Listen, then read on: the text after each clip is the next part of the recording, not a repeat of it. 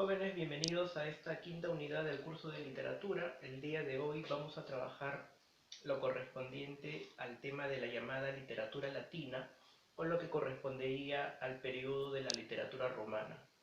Un aspecto a considerar, por ejemplo, en este tipo de literatura es la fuerte influencia que recibe de la literatura griega, que como habíamos mencionado en las sesiones anteriores, va a marcar una influencia en todas las literaturas que, digamos, ¿no?, aparezcan tiempo después. Y en el caso de los romanos, si bien se produce una conquista militar del Imperio Romano sobre Grecia, al final culturalmente los griegos terminaron conquistando a los romanos, ¿no? Entonces, como pueden ver en esta periodización inicial que se brinda, ¿no?, aquí, vemos tres divisiones o tres grandes periodos, comenzando por el periodo de los orígenes, que comprende entre los siglos III al siglo II antes de Cristo. Si se fijan bien, una de las primeras influencias que se encuentra aquí aparece en el campo de la comedia. En el campo de la comedia vamos a encontrar a representantes como Plauto, representantes como Terencio, entre los principales, o también el caso de Cecilio. ¿Qué caracteriza, por ejemplo, en el caso de la comedia a la literatura latina o romana? Una de las primeras características es que se produce una imitación directa, y aquí los argumentos, aquí incluso los títulos son similares, es decir, prácticamente es una adaptación tomando algunas comedias griegas. Eso es importante notar porque el influjo de la literatura griega sobre la latina o romana va a ser directo, y es más, muchas veces va a partir de la imitación. Se puede ver no solo en el periodo inicial, sino también incluso en el periodo de apogeo o de esplendor. Entonces, Plauto nos presenta comedias como la Aurularia o la Oya y la comedia Anfitrión. ¿Qué caracteriza, por ejemplo, este tipo de comedias? Una situación graciosa, pero que dentro de la argumentación o dentro de su argumento presenta una serie de problemas o una problemática que debe ser resuelta hacia el final de la obra, ¿no? Obviamente con personajes graciosos o situaciones cómicas, que es justamente lo que caracteriza a la comedia. Aurularia, o también, ¿no?, la historia de la olla, es una historia que va a ser retomada muchísimo tiempo después en lo que se conoce como el neoclasicismo francés por dramaturgos como Molière, ¿no? Digamos que la versión o la readaptación que tiene Molière sobre la obra de Plauto o la Aurularia va a ser conocida como el avaro de Molière. La historia es exactamente la misma, solamente se refundan algunos personajes cambiándosele de nombre, ¿no? Pero lo demás es exactamente lo mismo, con el fin didáctico que va a tomar el neoclasicismo francés para este tipo de obras. Anfitrión, también una situación graciosa en donde participan los dioses, tomando esta capacidad que ellos tienen para, ¿no?, adaptar las formas humanas. Terencio, quien copia directamente a Menandro, ¿no?, comediante griego, en obras como el Eunuco. Es más, aquí el nombre es exactamente el mismo que la comedia de Menandro, o La suegra, y Cecilio en el caso de Plosio. Este es el periodo inicial, ¿no?, periodo de los orígenes.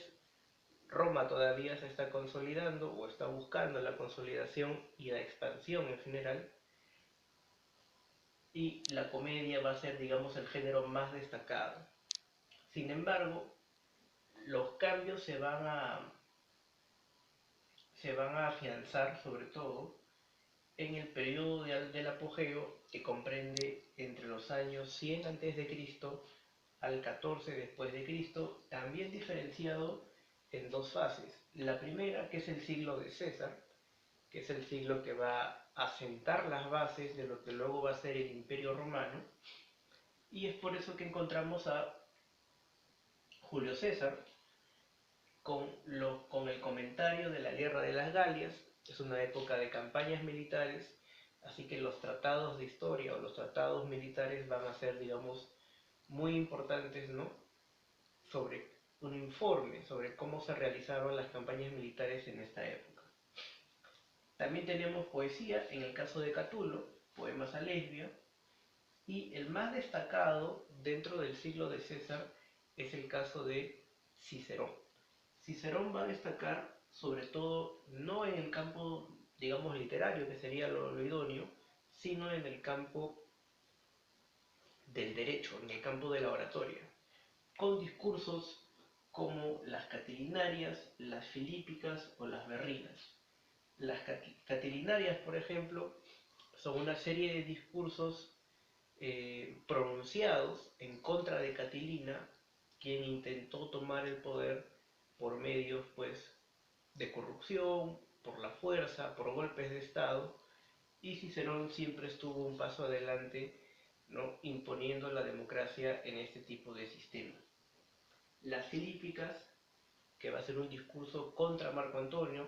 Recuerden la parte histórica, Marco Antonio traiciona a los romanos aliándose con Cleopatra, pero finalmente va a ser vencido por Octavio.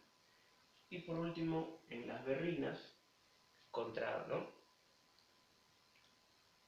otro corrupto romano, quien va a ser, digamos, denunciado por, digamos, todos los errores que cometió en Sicilia. Y el periodo más importante de la literatura romana, y en general también el de mayor apogeo dentro del Imperio Romano, es el que se produce en el llamado siglo de Augusto.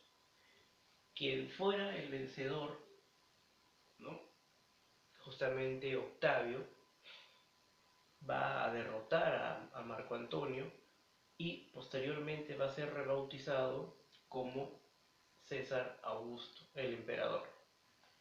Y en esta época es donde encontramos la mejor producción de literatura en la época romana, con representantes como Virgilio, Horacio o también el caso de Ovidio.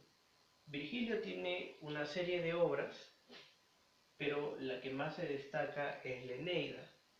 Hay una continuación de los poemas homéricos y también lo que busca es hacer un tributo a Augusto, ¿no? ¿Cómo busca emparentar? ¿Cómo busca de repente darle un origen divino? Los griegos se sentían herederos, por ejemplo, o se sentían descendientes de estos héroes, pues, que habían participado en la guerra de Troya, por ejemplo, ¿no? Entonces Virgilio busca darle el mismo realce, busca darle el mismo origen mítico a su emperador, y lo va a hacer justamente a través del Eneida, que va a tomar la historia de Eneas, digamos, sobreviviente de la guerra de Troya, quien va a fundar posteriormente la ciudad de Roma.